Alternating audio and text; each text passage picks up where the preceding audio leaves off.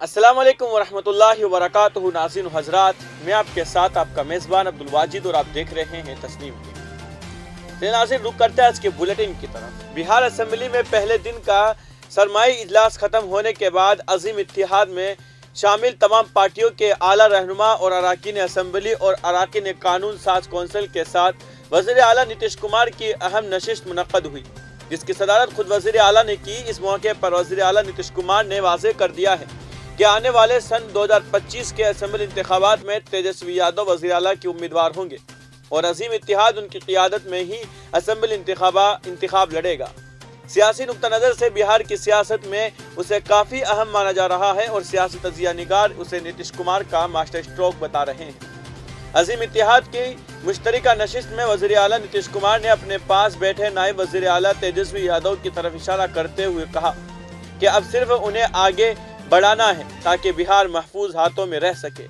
हालांकि नशिस्त में वज़ीर आला ने एक बार फिर कहा कि उनका इरादा वज़ीर आज़म बनने का नहीं है, बल्कि तमाम गैर बीजेपी पार्टियों को मुत्तहिद करके बीजेपी को दिल्ली के तख्त से हटाना है।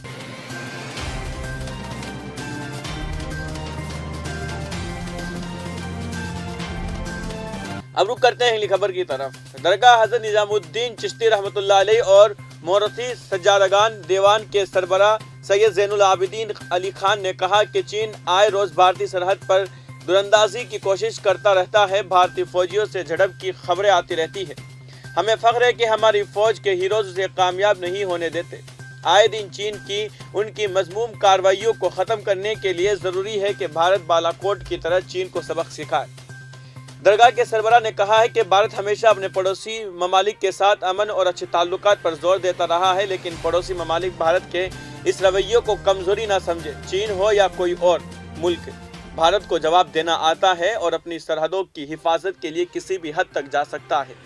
इसकी जिंदा मिसाल दुनिया के सामने बालाकोट है। चीन को अपनी मज़मूम हरकतों से बाज आना होगा, वरना उसे याद रखना चाहिए कि ये नया भारत है।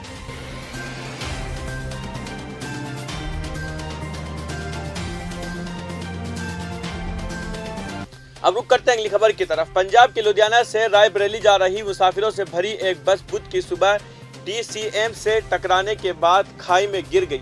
हादसे में 6 अफराद हलाक और 21 जख्मी हो गए। यह हादसा आगरा लखनऊ एक्सप्रेसवे के स्टोन नंबर 61.200 किलोमीटर पर पेश आया। नंगला खंगर थाना पुलिस ने मौके पर पहुंचकर जख्मियों को इलाज के लिए अस्पताल में दाखिल कराया। साथ ही लाशों को पोस्टमार्टम के लिए भेज दिया गया है। बताया जा रहा है कि बस में कुल 45 मुसाफिर सवार थे।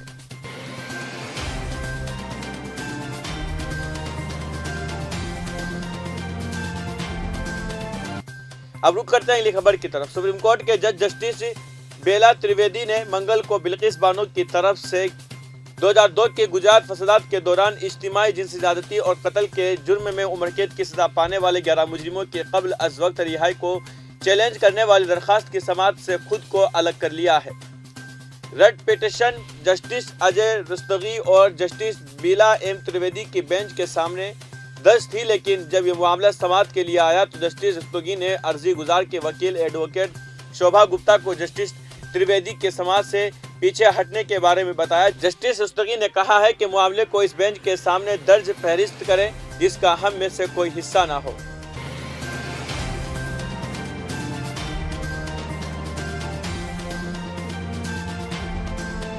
अब रुक करते हैं अगली खबर की तरफ। राहुल गांधी की क़ियादत में जारी कांग्रेस की भारत जोड़ो यात्रा का कारवां राजस्थान के सवाईमाधोपुर जिला के बामनवास पहुंच गया है। बुध की सुबह यात्रा की शुरुआत में कांग्रेस रहनुमा और साबिक रियासती सदर सचिन पायलट ने मीडिया से खिताब करते हुए कई मसाइल पर मरकजी हुकूमत पर नुक्ताचीनी की। सचिन पायलट ने कहा है कि भारत चीन सरहद पर तनाज़ुर के 5 दिन बाद हुकूमत का बयान कई सवालात को जन्म देता है। ताहम हुकूमत के जवाब में कोई नई बात नजर नहीं आती। हुकूमत अपोजिशन को एतमाद में लेकर इस मामले पर बात करे।